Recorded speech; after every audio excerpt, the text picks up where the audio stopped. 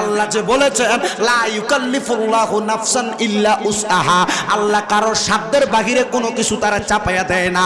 আপনি 15,000 টাকা বেতন সহ্য করতে পারবেন, আপনি 15,000 টাকার বেতনে চাকরি করে আপনি ভালো থাকতে পারবেন।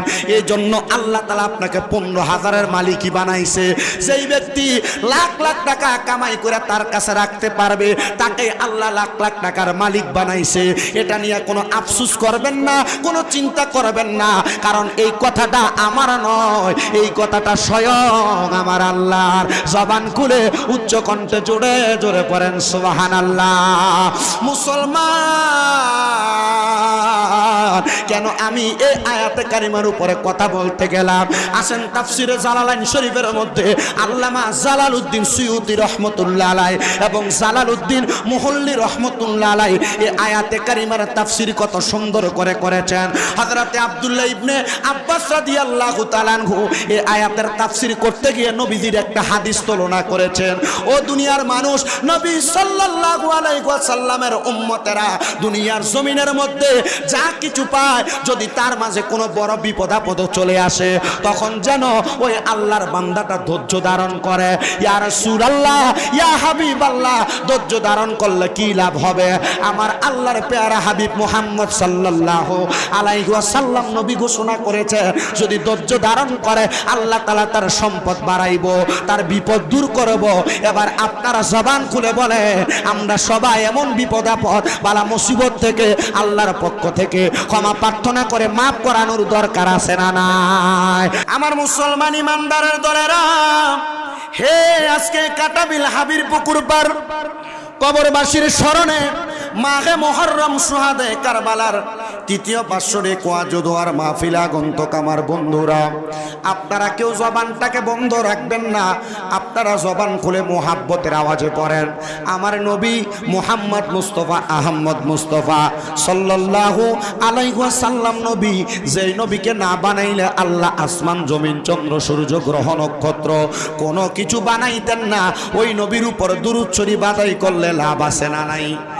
মুহাব্বতের আওয়াজে বলেন না বাবা, লাভ আছে না নাই? আপনারা মনোযোগ দিলে বুঝতে পারবেন। ছোট্ট একটা ঘটনার মাধ্যমে আমি আপনাদেরকে বোঝানোর চেষ্টা করি। আল্লাহ তাআলার প্যারা হাবিবের বড় একজন আশিক ছিলেন, যার নাম ছিল হযরতে হাবিব আফিন্দি রহমতুল্লাহ আলাইহি, যিনি ইরাকের জমিনে বসবাস করতেন। হযরতে হাবিব আফিন্দি রহমতুল্লাহ আলাইহি উনি বলে, ইরাকের বাদশাহীর দায়িত্ব আমি যখন পালন করতেছিলাম, এমন টাইমে আমার কাছে কত মানুষ আসা যাওয়া করত, কিন্তু আমি বাদশাহ কোনোদিন কারোর কাছে এক টাকা ঋণগ্রস্ত ছিলাম না। ওগো হাবিব আফিন্দি, কেন আপনি এই কথা বলতেছেন? হাবিব আফিন্দি বলে, একদিন আমার সামনে একজন আমার এলাকার স্বর্ণকার আমার সেনাপতির কাছে আইসা আবদার জানাইলো, ওগো বাদশাহ, ও বাদশার সেনাপতি, আপনার বাদশার কাছে হাবিব আফিন্দির কাছে আমি অল্প কিছু দেওনা পাওনা আছে, আপনার বাদশাকে বলেন আপনার বাদশা যেন তার দেওনা পাওনাগুলা সমাধান করে দেয়। ওই সেনাপতি আইসা হযরতে হাবিব আফিন্দির কাছে বলেন, ও হযরতে হাবিব আফিন্দি, ও ইরাকের বাদশা, আপনার কাছে আমার আবদার হলো, আমাদের এলাকার আমাদের রাজ্যের একজন স্বর্ণকার নাকি আপনার কাছে একটু পাওনা আছে, আপনি যদি তার পাওনাটা সমাধান করে দেন, ঋণটা পরিশোধ করে দেন, তাহলে কেউ আপনার মুখের উপর জবানের উপর আঙ্গুল তুলে কথা বলবে না। হযরতে হাবিব আফিন্দি রহমতুল্লাহ আলাইহি ওই ইরাকের বাদশা ডাক দিয়ে বলে, তাকে আমার সামনে আনো, তাকে জিজ্ঞাসা করো সে আমার কাছে কি পাওনা। হযরতে হাবিব আফিন্দির সামনে ওই স্বর্ণকার আইসা প্রশ্ন করে, ও হাবিব আফিন্দি, আমি জানি আপনি আমাকে কেন ডাক দিয়েছেন, তবে আপনি শারীরিকভাবে সরাসরি কোনোদিন আমার সঙ্গে সাক্ষাৎ করেন নাই, আমার কাছ থেকে কোনো টাকা নেন নাই, তবে আমি আপনাকে বলতে চাই, আমি স্বর্ণের ব্যবসা করতে করতে করতে করতে যখন আমি হতাশাগ্রস্ত হয়ে গেলাম, ঋণগ্রস্ত হয়ে গেলাম, আমাকে ঋণের কারণে মানুষ পাকড়াও করার চেষ্টা করলো, এমন টাইমে আমি মসজিদের ইমামের জবানের মুখে শুনেছি, নামাজ নাকি প্রত্যেক মানুষকে বিপদ আপদ বালা মুসিবত থেকে হেফাজত দান করে। হাবিব আফিন্দি এই জন্য আমি একটানা 3 মাস পর্যন্ত আল্লাহর দরবারে নামাজের সিজদারত অবস্থায় ছিলাম। আমার আল্লাহ তাআলার কাছে কান্না করতে লাগলাম, ও মনিব মাওলা, পরওয়ারদিগারে আলম, আমার জীবনের মধ্যে যত ইনকাম ছিল কোনো ইনকামের টাকা পয়সা আমার কাছে নাই, তবে ঋণের কারণে আপনার ইবাদত আমি ঠিক মতো করতে পারতেছি না।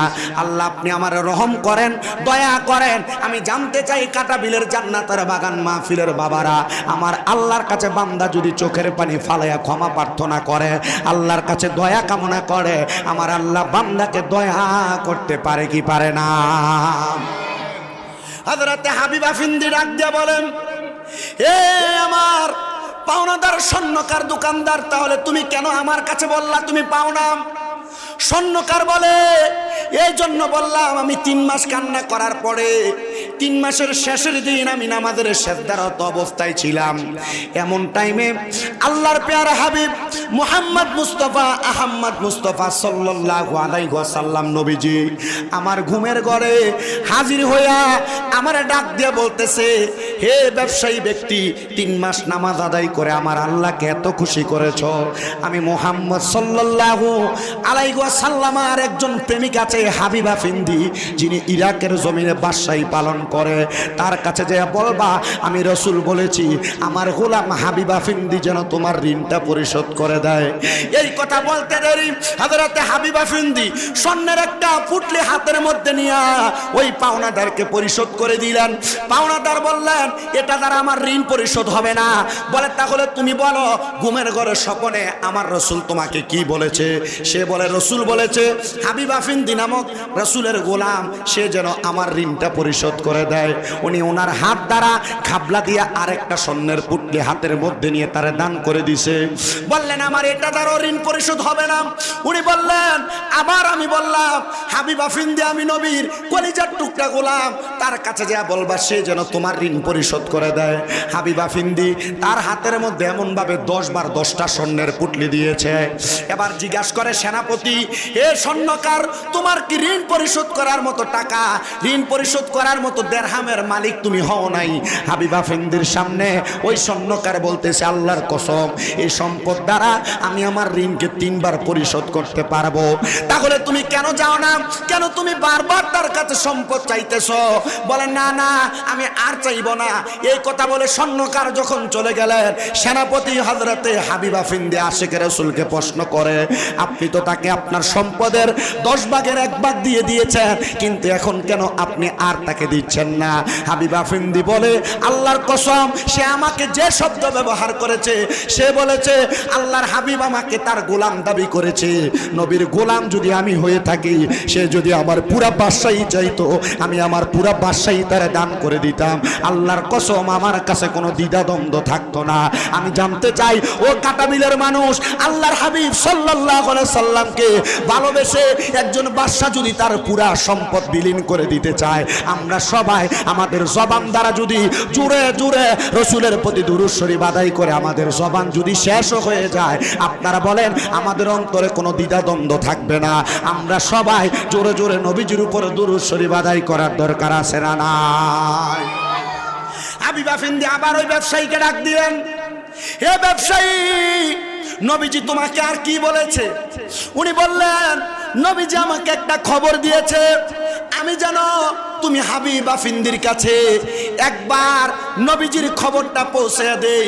তুমি প্রত্যেক দিন আল্লাহর হাবিব সাল্লাল্লাহু আলাইহি ওয়াসাল্লামের প্রতি দুরূদ শরীফ আদায় করতে, কিন্তু গতকালকে রাত্রবেলা তুমি হাবিবা ফিন্দি নবীর প্রতি দুরূদ শরীফ আদায় করো নাই। এই জন্য আমার রাসূল সাল্লাল্লাহু আলাইহি ওয়াসাল্লাম জানিয়ে দিয়েছে যে যেন তুমি দুনিয়ার জমিন থেকে ইন্তেকাল করার আগে একটা রাত্র কেন নবীজির উপরে দুরূদ শরীফ আদায় করলে না? সেনাপতি প্রশ্ন করে, হুজুর, আপনি কি আসলে গতকালকে রাত্রবেলা দুরূদ শরীফের আমল করেন নাই? উনি ডাক দিয়ে বলেন, না না না, আমি রাত্রবেলা দুরূদ শরীফের আমল করতে পারি নাই। সারা দিন পর্যন্ত রাজত্বের মধ্যে সেনাপতির দায়িত্ব পালন করার পরে আমি দুরূদ শরীফ আদায় করতে ভুলে গিয়েছিলাম। আমি বুঝতে পারি নাই মুহাম্মাদুর রাসূলুল্লাহ সাল্লাল্লাহু আলাইহি ওয়াসাল্লাম নবী আমার দুরূদ শরীফের আওয়াজ শোনার জন্য আমাকে এমন ভাবে খবর পাঠাইবেন। চিন্তা করেন, সেই ব্যক্তি প্রত্যেক দিন প্রতিদিন আল্লাহর হাবিব সাল্লাল্লাহু আলাইহি ওয়াসাল্লামের প্রতি রেগুলার দুরূদ শরীফ আদায় করে, আমার রাসূল তাকে চিনেন, আমার রাসূল তার পরিচয় জানেন, তার পিতার পরিচয় জানেন, কোন স্থান থেকে বসে কোথায় বসে নবীজির উপরে দুরূদ শরীফ আদায় করে আমার রাসূল সেই পরিচয় পর্যন্ত জানে।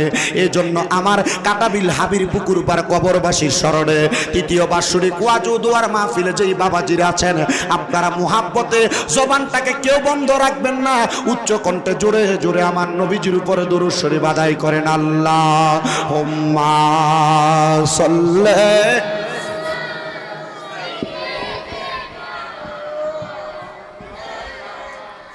মুহাম্মাদ ওয়ালা আলে সাইয়্যিদিনা। নবীজি আপনার প্রেমে পড়ে জীবন করতে চাই কোরবান,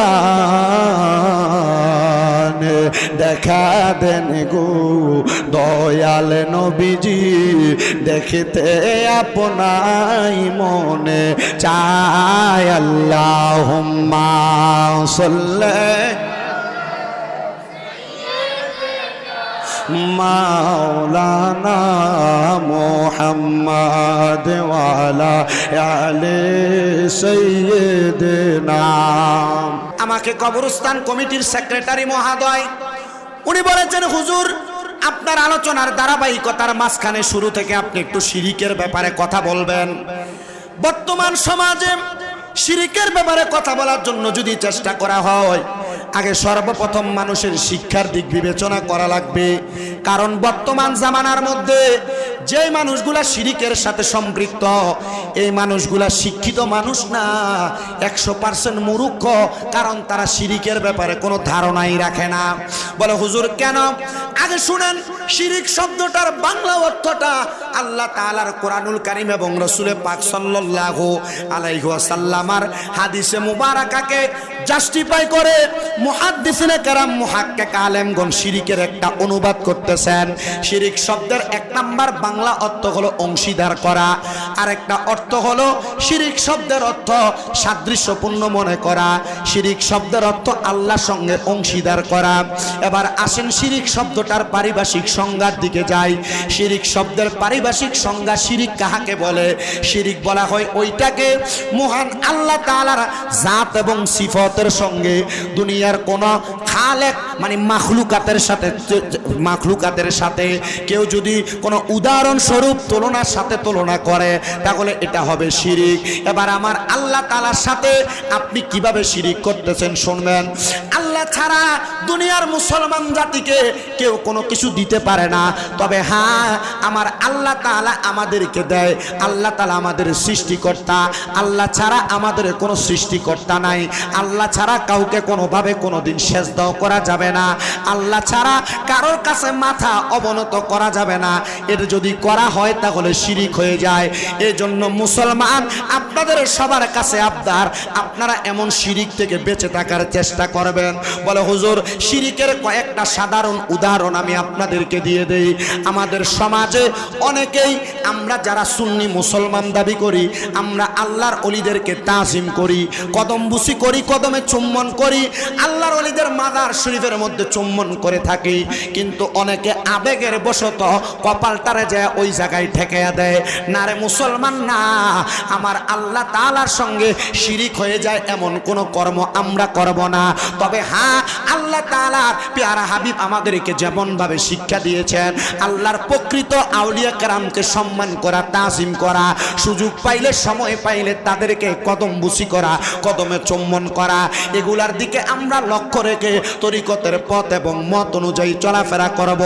আসেন বাবাজিরা, বন্ধুরা, আল্লাহ তাআলার কোরআনুল কারীমের মধ্যে আমার আল্লাহ তাআলা কি ঘোষণা করেছে আমি আপনাদেরকে একটু সহজ সরল ভাষায় বোঝাইতে চাই। আমার আল্লাহ তাআলা কোরআনুল কারীমে বলে, লা ইউকাল্লিফুল্লাহু নাফসান ইল্লা উসআহা। জবান খুলে উচ্চ কণ্ঠে জোরে জোরে পড়েন আল্লাহু আকবার। আমার আল্লাহ তাআলা বলেন, আমি আল্লাহ কারোর সাধ্য সাধ্যের বাহিরে কোনো কিছু তার উপরে চাপাইয়া দেই না। আমার আল্লাহ কেন এই আয়াত নাজিল করলেন? আমার আলা হযরত ইমামে ইশকে মোহাব্বত ইমাম আহমদ রেজা খান ফাজিলে বেরলভী ওনার তাফসিরে কানজুল ঈমানের মধ্যে হযরতে আহমদ ইয়ার খান নঈমি রহমাতুল্লাহ আলাইহি ওনার তাফসিরে নুরুল ইরফানের মধ্যে সুন্দর করে ঘোষণা করে, ও দুনিয়ার মানুষ, তুমি যা কিছুর যোগ্য আমার আল্লাহ তোমাকে তা প্রদান করে। তুমি যা বহন করতে পারবা আল্লাহ তোমাকে তা প্রদান করে। হুজুর কিভাবে? ও মুসলমান, আমাদের সমাজের মধ্যে মানুষ বিভিন্ন পর্যায়ে বিভিন্নভাবে সম্পদের মালিক। কেউ সামান্য টিনের ঘরের মালিক, কেউ একতলা বিল্ডিং এর মালিক, আবার কেউ 4-5-10 তলা বিল্ডিং এর মালিক, কেউ লক্ষ টাকার মালিক, কেউ কোটি টাকার মালিক। আবার এমন অনেক সম্পদওয়ালা আছে যে সম্পদওয়ালা তার নিজের সম্পদের খবরই জানে না, তার কোথায় কত সম্পদ আছে এটার ব্যাপারে সেও জানে না। আপনারা বলেন কেউ কে দুনিয়ার জমিনে অল্প সম্পদ, আবার কাউকে বেশি সম্পদ। এই সম্পদ একজন দান করে, জবান থাকলে জোরে বলেন তিনি কে? আর মুহাব্বতের আওয়াজে বলেন না তিনি কে? এই জন্য সম্পদ থাকার কারণে মানুষ চিন্তা করে, হায় রে আল্লাহ তাআলা আমারে টিনের ঘরে রাখতেছে, আমারে কেন আল্লাহ বিল্ডিং এর মালিক বানায় না? মুসলমান, যখনই মনে এমন টেনশন আসবে, চিন্তা করেন আমার ছোট ভাই সে কামাই করে মাসে 10,000 টাকা, আর আমি বড় ভাই হইয়া কামাই করি 5,000 টাকা। আপনি চিন্তা করেন আমার চাইতে বয়সে একটা ছোট ছেলে সে মাসে কামাই করে 2-3 লক্ষ টাকা, আর আমি মাত্র 12-15 হাজার টাকা বেতনের চাকরি করি। এমন চিন্তা যখন আপনার দিমাগের মধ্যে আসবে, আপনার সেন্সের মধ্যে আসবে, তখন আপনি আল্লাহর ওই আয়াতকে চিন্তা করবেন। আল্লাহ যে বলেছেন লা ইউকাল্লিফুল্লাহু নাফসান ইল্লা উসআহা, আল্লাহ কারোর সাধ্যের বাহিরে কোনো কিছু তারা চাপাইয়া দেয় না। আপনি 15,000 টাকা বেতন সহ্য করতে পারবেন, আপনি 15,000 টাকার বেতনে চাকরি করে আপনি ভালো থাকতে পারবেন। এই জন্য আল্লাহ তাআলা আপনাকে 15,000-এর মালিকই বানাইছে। যেই ব্যক্তি লাখ লাখ টাকা কামাই করে তার কাছে রাখতে পারবে, তাকে আল্লাহ লাখ লাখ টাকার মালিক বানাইছে। এটা নিয়ে কোনো আফসোস করবেন না, কোনো চিন্তা করবেন না, কারণ এই কথাটা আমার নয়, এই কথাটা স্বয়ং আমার আল্লাহর। জবান খুলে উচ্চ কণ্ঠে জোরে জোরে পড়েন সুবহানাল্লাহ। মুসলমান, কেন আমি এই আয়াতে কারিমার উপরে কথা বলতে গেলাম? আসেন তাফসিরে জালালাইন শরীফের মধ্যে আল্লামা জালালউদ্দিন সুয়ুতী রহমতুল্লাহ আলাইহি এবং জালালউদ্দিন মুহল্লি রহমতুল্লাহ আলাইহি এই আয়াতে কারিমার তাফসির কত সুন্দর করে করেছেন। হযরতে আব্দুল্লাহ ইবনে আব্বাস রাদিয়াল্লাহু তাআলা আনহু এই আয়াতের তাফসির করতে গিয়ে নবীজির একটা হাদিস তুলনা করেছেন। ও দুনিয়ার মানুষ, নবী সাল্লাল্লাহু আলাইহি ওয়াসাল্লামের উম্মতেরা দুনিয়ার জমিনের মধ্যে যা কিছু পায়, যদি তার মাঝে কোনো বড় বিপদ আপদ চলে আসে, তখন যেন ওই আল্লাহর বান্দাটা ধৈর্য ধারণ করে। ইয়া রাসূলুল্লাহ, ইয়া হাবিবাল্লাহ, ধৈর্য ধারণ করলে কি লাভ হবে? আমার আল্লাহর পেয়ারা হাবিব মুহাম্মদ সাল্লাল্লাহু আলাইহি ওয়াসাল্লাম নবী ঘোষণা করেছে, যদি ধৈর্য ধারণ করে আল্লাহ তাআলা তার সম্পদ বাড়াইব, তার বিপদ দূর করব। এবার আপনারা জবান খুলে বলে, আমরা সবাই এমন বিপদ আপদ বালা মুসিবত থেকে আল্লাহর পক্ষ থেকে ক্ষমা প্রার্থনা করে মাফ করানোর দরকার আছে না নাই? সবাই জবান খুলে জোরে জোরে দরুদ শরীফ পড়েন, আল্লাহুম্মা সাল্লি আলা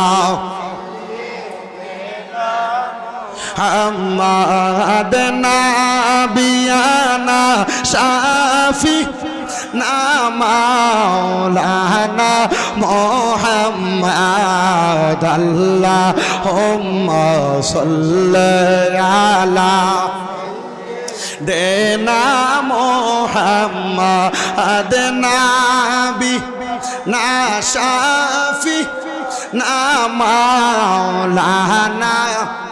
জগৎ পাগল কাবার জন্য, কাবা পাগল মাবুদের, আমার মাবুদ পাগল দয়াল নবীর, নবী পাগল উম্মতের আল্লাহ।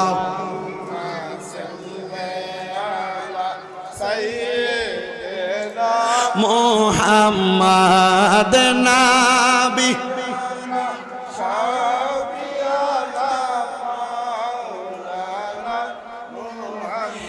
এই জন্য আমার যুবক ভাইরা মুরব্বী বাবাজিরা, পর্দার অন্তরালের মা বোনেরা, বিপদ আসুক, বালা মুসিবত আসুক, সম্পদ আসুক, যেটাই আসুক, আপনারা বলেন বিশ্বাস রাখবেন একজনের উপরে, তিনি কে? আওয়াজটা আসতে হয়েছে আর জবানটা খুলা কোন নাকি? এই জন্য দুনিয়ার সমাজে কত রং বেরঙের মানুষ দেখা যায়। আপনি আপনাকে সাধারণ মানুষ হিসেবে মানুষের কাছে প্রেজেন্ট করবেন, যেন মানুষ আপনাকে দেখে না বলে যে সে সম্পদের মালিক কিন্তু অহংকারী নয়, সে টাকার মালিক কিন্তু অহংকারী নয়। যদি কোনো বিপদ আপদ আসে, বিপদের ভাবসাবটা আপনি আপনার মুখের মধ্যে রাখবেন না। আপনি শুধু চিন্তা করবেন, আপনি যত রকমের বিপদে থাকেন না কেন, মহান আল্লাহর দরবারে আপনি সেজদারত অবস্থায় পড়ে থাকবেন, আমার আল্লাহ তাআলাকে দেখবেন, আমার আল্লাহ তাআলা আপনাকে বিপদ আপদ থেকে মুক্ত করে। বলে হুজুর কেমন করে? আমি আপনাদেরকে ছোট্ট একটা উদাহরণ যদি দেই আপনারা বুঝতে পারবেন। আমার নবী মুহাম্মদ মুস্তাফা আহমদ মুস্তাফা সাল্লাল্লাহু আলাইহি ওয়াসাল্লাম নবী যখন দুনিয়ার জমিনের মধ্যে ছিলেন, নবীজির বয়সটা যখন দুনিয়ার জমিনের মধ্যে 40 বছর বয়সে উপনীত হইল, আমার নবীজির নবুয়ত যখন প্রকাশিত হয়ে গেল, মানুষ যখন নবীকে নবী হিসেবে মানতে শুরু করলেন, এমন টাইমে আল্লাহর হাবিবের দরবারে কত ইহুদিরা চলে আসতো। কিন্তু ইহুদিরা যখন নবীর দরবারে আসতো, এদের সুরত এমন থাকতো, নবীর সাহাবাই কেরামের শরীর মুবারকে পাঞ্জাবি মুবারক থাকতো, নবীর সাহাবাই কেরামের মাথা মুবারকে পাগড়ি মুবারক থাকতো, টুপি মুবারক থাকতো, বাবরি চুল মুবারক থাকতো, দাড়ি মুবারক থাকতো। কিন্তু সাহাবাই কেরাম যেমন সুরত ধরে নবীর কাছে আসতেন, ইহুদিরা তেমন ভাবে নবীর দরবারে আসতেন। আসলে তারা নবীর কাছে শিখার জন্য আসতেন না, আসলে তারা নবীর কাছে বোঝার জন্য আসতেন না, মুহাম্মাদুর রাসূলুল্লাহ সাল্লাল্লাহু আলাইহি ওয়াসাল্লামের ধর্মকে মানার জন্য তারা আসতেন না। তারা আসার কারণ ছিল মুহাম্মদ সাল্লাল্লাহু আলাইহি সাল্লাম কি বলে, মুসলমানের নবী কি বলে, ওনার কথাটাকে ইন্ডিকেট করে ওনার বিরুদ্ধে একজনকে লাগাইয়া দেওয়ার জন্য আল্লাহর হাবিব একদিন সব সাহাবায়ে কেরামকে উদ্দেশ্য করে বক্তব্য প্রদান করে, ও আমার সাহাবায়ে কেরাম, আমি দয়াল নবী তোমাদের কাছে দুইটা জিনিস রেখে যাচ্ছি। ইয়া রাসূলুল্লাহ, কোন দুইটা জিনিস আপনি রেখে যাচ্ছেন? নবী আমার বলে, এক নাম্বার হলো আল্লাহ তাআলার কোরআনকে আমি তোমাদের কাছে রেখে যাচ্ছি, আর দুই নাম্বার আমার আহালকে তোমাদের কাছে রেখে যাচ্ছি। ইয়া রাসূলুল্লাহ, ইয়া হাবিবাল্লাহ, আল্লাহর কোরআন রেখে যাচ্ছে এবং আপনার আহালকে রেখে যাচ্ছেন, এই দুইটা আমাদের কি উপকারে আসবে? নবী আমার আল্লাহর কোরআন থেকে বলতেছেন, হুদাল লিল মুত্তাকিন, তোমাদের মুত্তাকি যারা তাদের জন্য পথ প্রদর্শক হবে এই কোরআন। শোনো মুসলমান, এই কোরআন তোমাদের জন্য পথ প্রদর্শক হবে। ইয়া রাসূলুল্লাহ, এবার আপনি বলেন না, আপনার যারা আহাল, আপনার যারা পরিবার, এদেরকে কেন আপনি রেখে যাচ্ছেন? নবী বলেন না।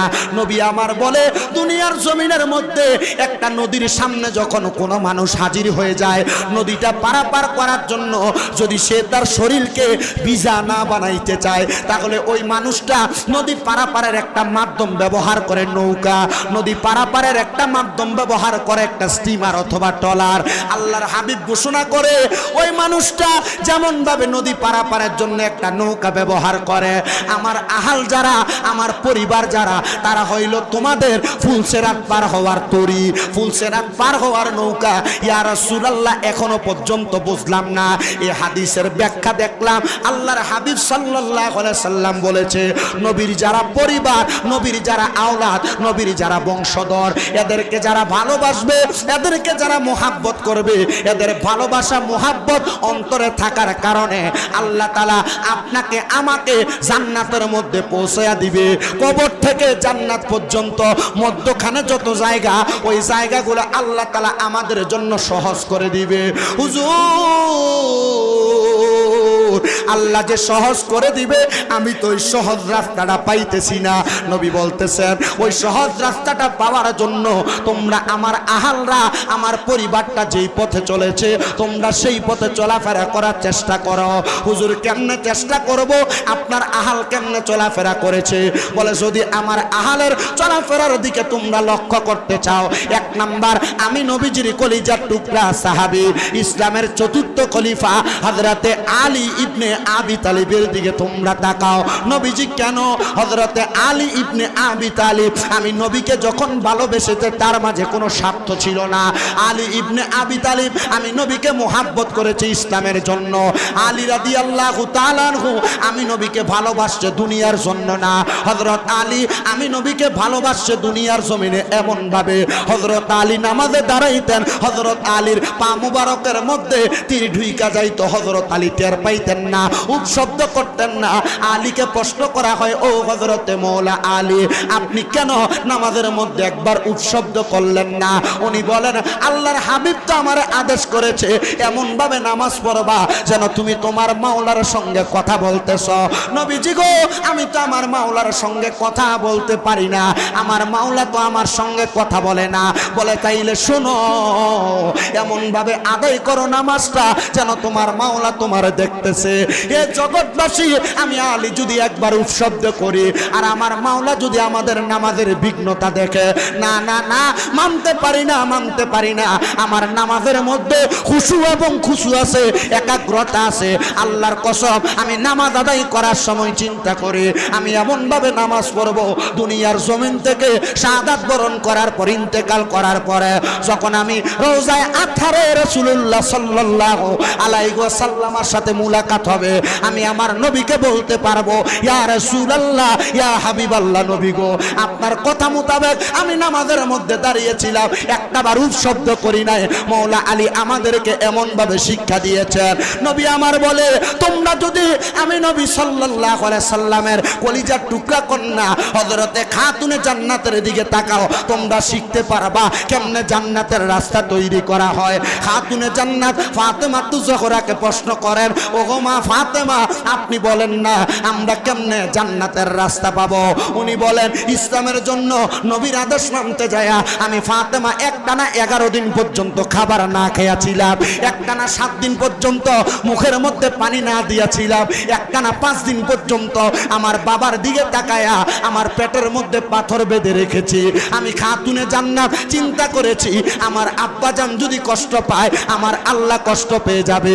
আমি ফাতেমা চিন্তা করলাম আমার আব্বার কথা মোতাবেক আমি খাবারের চিন্তা করব না, আমি ইবাদতের মধ্যে মশগুল ছিলাম। আমি যখন পেটের ক্ষুধার কারণে আমার বিছানা থেকে উঠতে পারতেছি না, এমন টাইমে আমার স্বামী হযরতে আলী রাদিয়াল্লাহু তাআলা আনহু আমি ফাতেমাকে বলেছে, ও ফাতেমা, খাবার কেন আহার করো না?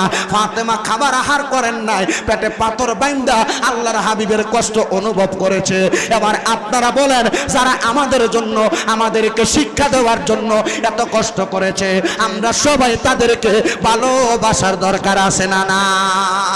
আরে এক নামে তোমার ফাতেমা, আরেক নাম বতুন, বলেন এক নামে তোমার ফাতেমা, আরেক নাম বতুন, তুমি আওলাদে রাসূল, তুমি আওলাদ সোলে বলেন আওলাদে রাসূল, মাগো আওলাদে রাসূল। এক নামে তোমার ফাতেমা, আরেক নাম বতুন, বলেন এক নামে তোমার ফাতেমা, আরেক নাম বতুন, তুমি আওলাদে রাসূল, মাগো সোল, তুমি আওলাদে রাসূল, মাগো তুমি আহলে বায়াত, মাগো আহলে বায়াত, তোমার জন্য তোমাদের জন্য কোরআনের আয়াত, তুমি আহলে বায়াত, মাগো আহলে বায়াত, তোমার জন্য নাজিলে হলো কোরআনের আয়াত। আরে তুমি তোমরা সবাই মিলে নবী বাগের ফুল, বলেন তুমি তোমরা সবাই মিলে নবী বাগের ফুল, তুমি আওলাদে মাগো আওলাদে রাসূল, তুমি আওলাদে রাসূল, মাগো আওলাদে রাসূল।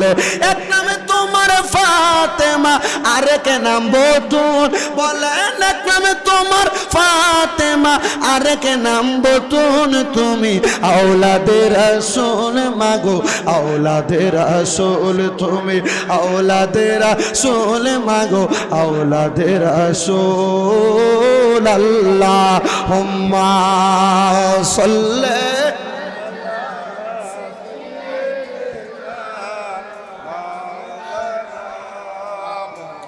ওয়ালা আলিহি।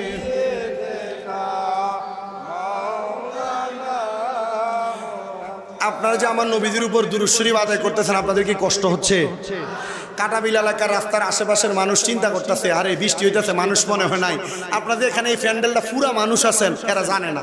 আপনাদের এখানে এতগুলা মানুষ আছেন, এরা জানে না। শুধু একটু মোহাব্বতে মুখের জড়তা ছেড়ে দিয়ে, মুখের ভয় ছেড়ে দিয়ে, আরে আপনি যদি আজকে মারা যান, আগামীকালকে কি আপনার গলার আওয়াজ দিয়ে একবার মা কয়ে ডাক দিতে পারবেন, বাবা কয়ে ডাকতে পারবেন? একটু মোহাব্বতে এমন রসুলের উপর দুরূদ পড়েন যেন আপনি দুনিয়ার জমিন থেকে হাসরের ময়দানে গেলে ভয়ে যখন আপনার কথা আসবে না, তখন আপনার পক্ষ থেকে আমার রসুল আপনার উত্তর দিয়ে দিবে। জোরে পড়ি সুবহানাল্লাহ। তো ওই নবীজির পক্ষে একটু ওই নবীজির উপর দুরূদ শরীফ আদায় করেন। আল্লাহুম্মা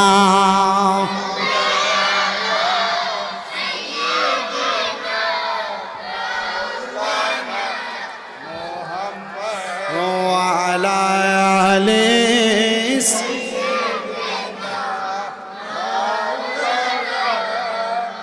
নবীর বংশ আওলাদে রাসূল শহীদ হয়ে দস্তে কারবালায়, তাদের শহীদ মোদের শিক্ষা, তাই ভালোবাসো সব জায়গায়। আল্লাহুম্মা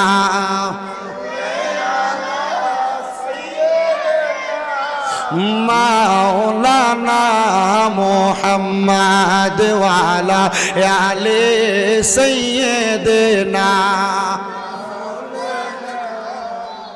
আমার ভাইয়েরা, বাবারা, বন্ধুরা রে, আমার দয়াল নবী রহমাতুল লিল আলামিন নবীজি দুইজনের কথা বললেন। একজন হযরতে আলী কাররামাল্লাহু ওয়াজহু, দ্বিতীয়জন হযরতে খাতুনে জান্নাত ফাতেমাতুজ জহরা। নবীর সাহাবায়ে কেরাম আমার দয়াল নবী রহমাতুল লিল আলামিন নবীরে প্রশ্ন করে, ইয়া রাসূলুল্লাহ, ইয়া হাবিবাল্লাহ, নবী গো, আপনি দয়াল নবীর কাছে আমার আরেকটু জানতে বড় ইচ্ছা হয়। নবীজি, আপনি তো আপনার আহলের কথা বলতে যাইয়া হযরত ইমাম হাসান রাদিয়াল্লাহু তাআলা আনহু এবং হযরত ইমাম হুসাইন রাদিয়াল্লাহু তাআলা আনহু, তারা দুইজনরে বেশি গুরুত্ব দিলেন। ইয়া রাসূলুল্লাহ, ইয়া হাবিবাল্লাহ, কেন গুরুত্ব দিলেন? আমার দয়াল নবী রহমাতুল লিল আলামিন নবী ডাক দিয়া কয়, উম্মতের দলেরা, আমি নূরের নবী রহমতের নবীজি একদিন হযরতে ফাতেমাতু জহরা দুইটা সন্তান ইমাম হাসান এবং ইমাম হুসাইন রাদিয়াল্লাহু তাআলা আনহু, তাদের দুইজনকে নিয়ে মসজিদে নববীর মধ্যে বসে রইলাম। এমন টাইমে আমার আল্লাহ তাআলার পক্ষ থেকে হযরতে জিবরাইল ফেরেশতা আইসা আমি দয়াল নবীরে ডাক দিয়া কয়, নবী গো, নবী গো, ইয়া রাসূলুল্লাহ, ইয়া হাবিবাল্লাহ, নবী গো, আমার আল্লাহ খবর দিছে আপনার দুই রান মুবারক, দুই উরু মুবারকের মধ্যে আপনার যেই দুইটা নাতি দেখা যায়, হাদিস শরীফে তাদেরকে ইবনে ইবনা বলা হয়েছে, নবীর ছেলে বলে সম্বোধন করা হয়েছে। ইয়া রাসূলুল্লাহ, আপনার দুইটা নাতিকে আল্লাহ তাআলা নিয়ে যাইব। নবী গো, আপনার দুইটা নাতির মধ্যে হযরত ইমাম হুসাইন রাদিয়াল্লাহু তাআলা আনহু, যাকে আপনি নবী যুবকদের সরদার বলে ঘোষণা করেছেন, ইয়া রাসূলুল্লাহ, ওই হুসাইন রাদিয়াল্লাহু তাআলা আনহু রে কারবালার ময়দানে ওই দুষ্ট পাপাসার ইয়াজিদেরা কতল করে দিব। নবী গো, ইয়া রাসূলুল্লাহ, ও মায়ার নবী, এদের কতল আপনি নবী সহ্য করবেন না। তখন আপনি দয়াল নবী দুনিয়ার রওজা, দুনিয়ার জমিনে থাকবেন না, আপনি নবী আপনার রওজা আতহারের মধ্যে থাকবেন। আমার দয়াল নবী এই কথাটা শোনার পরে আমার নূরের নবীজি হযরত ইমাম হুসাইন রাদিয়াল্লাহু তাআলা আনহু রে ওনার সামনে আইনা আমার নবীজি তার গলা মুবারকের মধ্যে চুম্বন করতেছে। এমন টাইমে খাতুনে জান্নাত হযরতে ফাতেমাতু জহরা আমার দয়াল নবীর সামনে দিয়ে হাইটা যাইতেছে। নবীজির দিকে তাকাইয়া দেখলেন আমার দয়াল নবী ইমাম হুসাইনের গলা মুবারকের মধ্যে চুম্বন করতেছে। হযরতে খাতুনে জান্নাত ফাতেমাতু জহরা রাদিয়াল্লাহু তাআলা আনহা ডাক দিয়া কয়, নবী গো, ইয়া রাসূলুল্লাহ, ইয়া হাবিবাল্লাহ, নবী গো, আপনি দয়াল নবী প্রত্যেকদিন দেখি হযরত ইমাম হুসাইনের ঠোঁট মুবারকের মধ্যে চুমা দেন, হযরত ইমাম হুসাইনের কপাল মুবারকের মধ্যে চুমা দেন, কিন্তু আজকে কেন আপনি দয়াল নবী ইমাম হুসাইনের গলা মুবারকের মধ্যে চুমা দিলেন? আমার দয়াল নবী ডাক দিয়া কয়, ফাতেমা, এটা আমার আল্লাহর আদেশ, এই জন্য আমি ইমাম হুসাইনের পাকের গলা মুবারকে চুমা দেই। জোরে বলেন সুবহানাল্লাহ।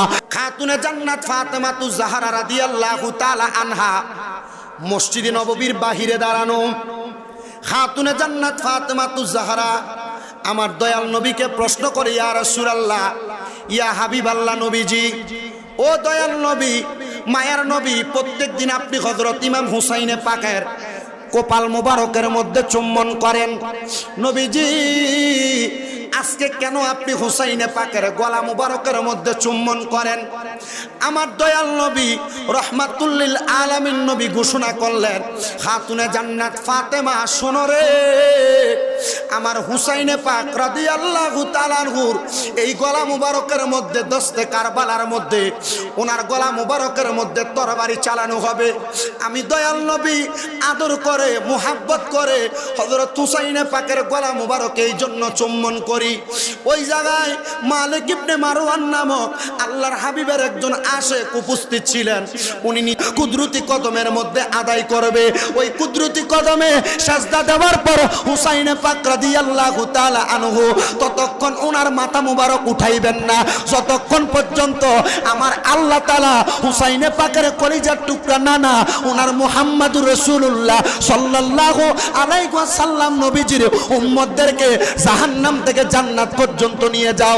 ও বন্ধু, আজকে কাটাবিলের যুব সমাজ এলাকাবাসীরা কাটাবিল হাবির পুকুর পার কবরবাসীর স্মরণে প্রতি বছরের ন্যায় আজকে সুহাদে কারবালার মাহফিল হযরতে হুসাইনে পাক রাদিয়াল্লাহু তাআলা আনহুর স্মরণে জান্নাতের বাগান সাজাইছে। আমি জানতে চাই এই মাহফিলের উসিলায় আমার আল্লাহ চাইলে আমাদের জীবনের গুনাহ মাফ করতে পারে কি পারে না? আল্লাহ তাআলা সবার জীবনের গুনাহগুলা আহলে বায়াতের মহব্বতে মাফ করুন। সবার